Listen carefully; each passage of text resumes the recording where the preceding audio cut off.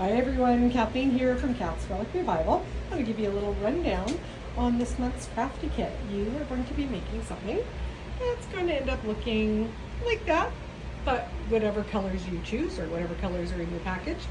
So in your package, you are going to have a small canvas, as well as a little easel, some toothpicks, 3 what look like old film canisters of pouring resin, and 3 colors of paint sample size, as well as 1 resin figure. So everybody will have something a little different in theirs, but you will have versions of all of those things. And I'll show you how to put this together and end up with your own beautiful work of art.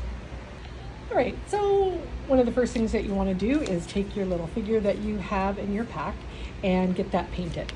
And then you can decide whether or not you want to paint your easel as well. So before you start mixing anything into your pouring resin, you're just going to use your straight paint right out of your little tester sizes and do the painting that you want to do. So I'm going to go ahead and paint these. All right, so I've just done a real simple little paint. The colors that I am using are Pebble, which is a gray color, Coal Black, which is coal black, dark black, and then Little Star, which is a bright yellow. So I've gone ahead and painted my little flower. I'm going to leave my easel just the natural wood color. Okay, so set that aside, let it get nice and dry because you're going to want that good and dry so you can glue that later onto your canvas. So we'll do that. Okay, the next step is messy but fun. So I suggest you cover your surface that you're working on. If I'm doing this kind of thing at home, I'll often just grab a garbage bag and spread that out and use that. Right now I'm just using a piece of cardboard that I have. But just something to protect your work surface. So when you go into your bag, you're going to have 3 of these little canisters that you'll see are about 3/4 filled with pouring resin. This is what the pouring resin looks like. All right. What we want when we're pouring, when we're doing a paint pour, is about 3 parts resin to 1 part of paint. We want it really liquidy so it has a lot of flow to it. Okay, so you'll just open up your jar of paint that you have, whatever color you want to start with, and you're going to mix that into your pouring resin. So I like to pre-mix mine, so I'm all ready to go because you do want to work fairly quickly, and that you want to make sure you have lots of time to move the paint around. It does take quite a while to dry because the resin in it takes actually 24 hours to set up, but the fusion mineral paint dries so fast that can kind of counteract that a little bit sometimes. Okay, so you're going to take your paint, you're going to pour it into your pouring resin. One of the things that you might want to watch for when you open up your little tester jar, they can get a little dry. If it seems quite dry, just add a little bit of water to it and give it a good stir. Okay, we're not worried about adhesion with this. We really want the color and we want some flow. All right, so you'll see you've got some toothpicks in your package. So just make sure that's really nice and mixed up. It's good and liquidy. I actually added a little bit of water to this one already. Okay, and we're gonna pour this right in till it's pretty much full. Okay, there we go. Good. Okay, now it looks like that. Not very inviting.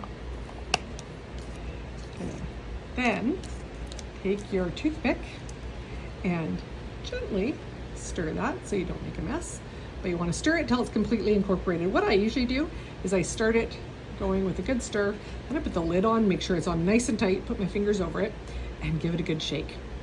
A lot of people suggest not doing that because you introduce bubbles into the resin, but it has always worked for me. So that's what I'm going to do next. All right, so when I say put your fingers over it, you can snap the lid on and then hold it tight like that before you shake it. Otherwise you're going to end up with a disaster, and I would hate for that to happen. Well, once you've got it all mixed up, you're going to get your lid off. So I've also included a little pack of plastic gloves for you as well. Feel free to put those on. My hands are full of paint all day, every day, so it doesn't really matter to me. But if you're trying to save your manicure, go ahead and throw your gloves on. Okay, now the fun/messy part starts. I'm using a little balsa wood coaster. You've got an actual canvas in your pack. So you just start pouring. Okay? So you can be as messy with this as you want to be. You can try to be careful, but often sort of the more random you are, the better your product looks at the end. So we'll go ahead and just pour some on here. So I'm just gonna give that a little pour, and then I'm gonna take my black. Okay, and we're gonna pour some of that in there. Then I'm gonna take my yellow, and I'm gonna make sure I got some on my edges. Okay, now, and this is why you want the paint so liquidy, you're gonna start moving it around. Okay, I don't want to get too much of it off the edge just yet, but you will at some point start going over your edge as well. Okay, and you can also at this point, if you're finding you've got a little lump that you're not happy with, you can take your toothpick and start dragging pieces around like that. All right. Okay, so you can see my mess here. You can see where I've poured off my edges. So I usually try to pick a spot in my work surface to do my pouring so I can set this back down in a clean place again. But this is what it's looking like right now. So when I look at this, I think, I want more black in that. So I'm gonna add more black now. Setting that down. It's hard to do with one hand and keep the other hand tidy. Okay, so I'm gonna add a little bit of black up here. And I wanna break up this yellow a little bit as well. Maybe a little bit on that edge. Okay, and then pick it up again. And start the tipping and turning all over again. Okay, so this is where I'm at right now. Now I'm going to take my toothpick and I'm going to start swirling some of this around. Again, you don't want to be real precise.